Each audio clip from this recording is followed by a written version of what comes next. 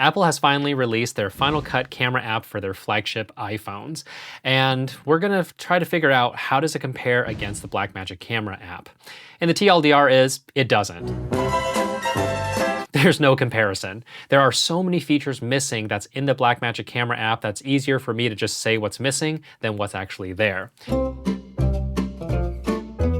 So when it comes to the Final Cut camera app, the one major thing that they're allowing people to do is finally having control of their exposure. So we do have the ability to adjust your shutter speed, your ISO, as well as white balance without the tint. The tint seems to be automatic, and Blackmagic does allow you to manually figure out what tint you want. The other part is ProRes. If you want different types of flavors of ProRes, you don't have that. You just have HEVC and ProRes 422HQ. And no, you cannot shoot Apple Log with HEVC. You have to be in ProRes in order to have Apple Log. And if you're shooting an Apple Log, there's no way for you to load any LUTs onto it, and there's no previewing LUT. So you will just be looking at a gray image, not entirely sure how your exposure is in terms of what might be blown out. And that's simply because the only exposure tool you have is an overexposure indicator, in which case if you're over the highlight limit, then you're gonna see some red zebras show up, and that's about it. No histogram, no false color, so you're not exactly sure if your main subject is ever lit exactly correct. One curious feature that's missing is that when you're choosing your lenses, you only have the ability to choose your 13, your main 24, and then your telephoto lens. You can't just tap your main 24mm lens and go to 32, 35, all the way to 48, in which case you have to go through a digital zoom process just to be able to access those focal lengths. And you know, that's not very quick. That's not very quick to do. Now, granted, Blackmagic doesn't really necessarily hit the 32 and 35 and the 28. You do have to digitally zoom there, but they at least let you select the 48mm right off the gate, whereas the Final Cut camera does not. In terms of aspect ratio markers, we do have 4:3 and square, but we do not have CinemaScope for people that might want to use our iPhone specifically to create films. If you're also going to be shooting with anamorphic lenses, there are no de-squeezing options in here, so that's also missing. The one major feature that's missing that I would have expected Apple to have right out of the gate was access to cinematic mode. So that definitely will help people that want to be able to get that faux shallow depth of field, but we don't see that here. If anything, that might be the only feature that could potentially show up.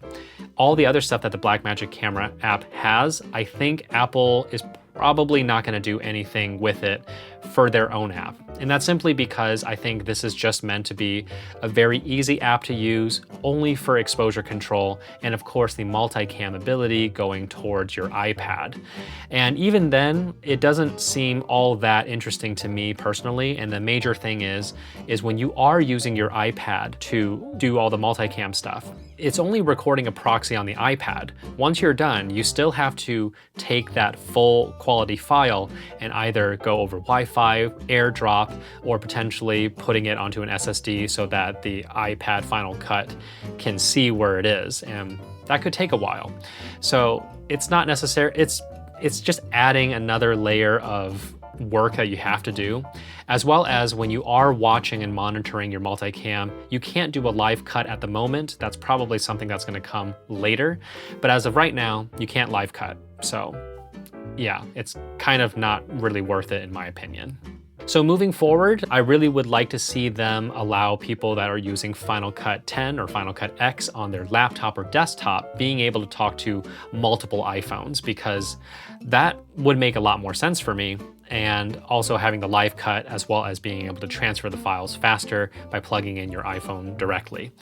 All that being said, I would not be surprised if DaVinci Resolve will kind of figure out and take this protocol that Apple has, and they're just going to do the exact same thing for their DaVinci Resolve app on the iPad, being able to talk to all the other Blackmagic camera apps on the iPhone. And of course, if it can work straight into DaVinci Resolve, even better. So that's a pretty quick rundown between the two apps. I personally think that the Blackmagic camera app is leagues ahead of the Final Cut camera app. And again, I kind of have a feeling that Apple is not going to give all the same features that we see from Blackmagic, simply because that's not their target audience. For filmmakers like me, the Blackmagic app makes more sense. For other people that just understand exposure, then they could just use the Final Cut Camera app and call it a day. And if you have no idea what I'm talking about in terms of camera exposure and understanding what you should do to get the best image, I do have a course that you can check out. I'll leave it linked down below. It's 30 bucks. We'll teach you literally everything you need to know in terms of basic videography knowledge in less than 2 hours. So if this video has been helpful, go ahead and like and subscribe for the algorithm. Otherwise, let me know, do you prefer hot dogs or brats? I'll see you guys next time.